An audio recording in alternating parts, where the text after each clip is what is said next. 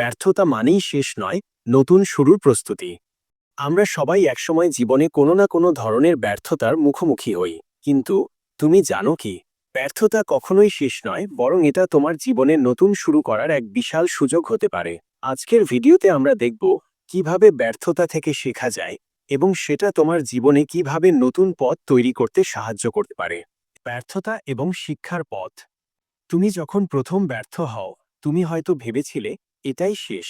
কিন্তু তুমি যদি এক মুহূর্ত থেমে চিন্তা করো, তুমি বুঝতে পারবে যে এই ব্যর্থতা তোমার নতুন কিছু শিখতে সাহায্য করছে।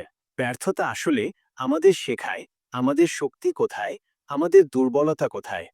বিশ্বখ্যাত উদ্ভাবক থমাস এডিসন একসময় বলেছিলেন, আমি কখনোই ব্যর্থ হইনি, আমি হাজারো উপায় শিখেছি যেগুলো ভুল ছিল।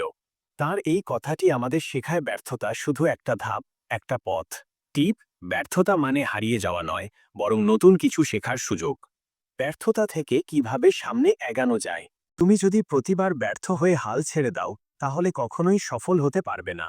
তবে যদি তুমি ব্যর্থতার পর এক পা এগিয়ে যাও এবং শেখার চেষ্টা করো, তখন তুমি সামনে এগিয়ে যেতে পারবে।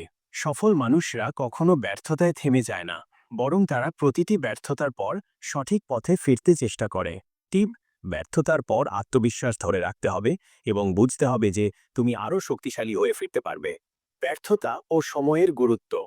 এখন কিছু মানুষের মনে প্রশ্ন আসতে পারে, ব্যর্থ হওয়ার পর সময় কাটানো কি আসলেই কাজে আসে? হ্যাঁ, সময় নিয়ে ভাবা দরকার। ব্যর্থতা থেকে শিক্ষা নিয়ে নিজের ভুলগুলো বিশ্লেষণ করো। কোথায় ভুল হয়েছে, কেন তা হয়েছে, আর পরবর্তী পদক্ষেপ কি হতে পারে, এই সব কিছু ভাবো। তখন তুমি বুঝতে পারবে যে ব্যর্থতা আসলে একটা মূল্যবান পাঠ ছিল।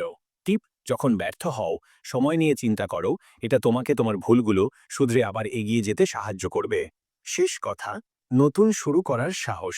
এখন তুমি জানো, ব্যর্থতা কখনোই শেষ নয়, এটি তোমার নতুন শুরুর প্রস্তুতি। তুমি যতবার ব্যর্থ হবে, ততবার তোমার শেখার সুযোগ বাড়বে এবং একদিন তুমি সফল হতে পারবে। যদি তুমি চেষ্টা চালিয়ে যাও, ব্যর্থতা থেকে না শিখলে তুমি কখনোই সামনে এগোতে পারবে না। তাই ব্যর্থ হলে হতাশ হওয়ার কিছু নেই, বরং আবার শুরু করার সাহস নিয়ে এগিয়ে চলো।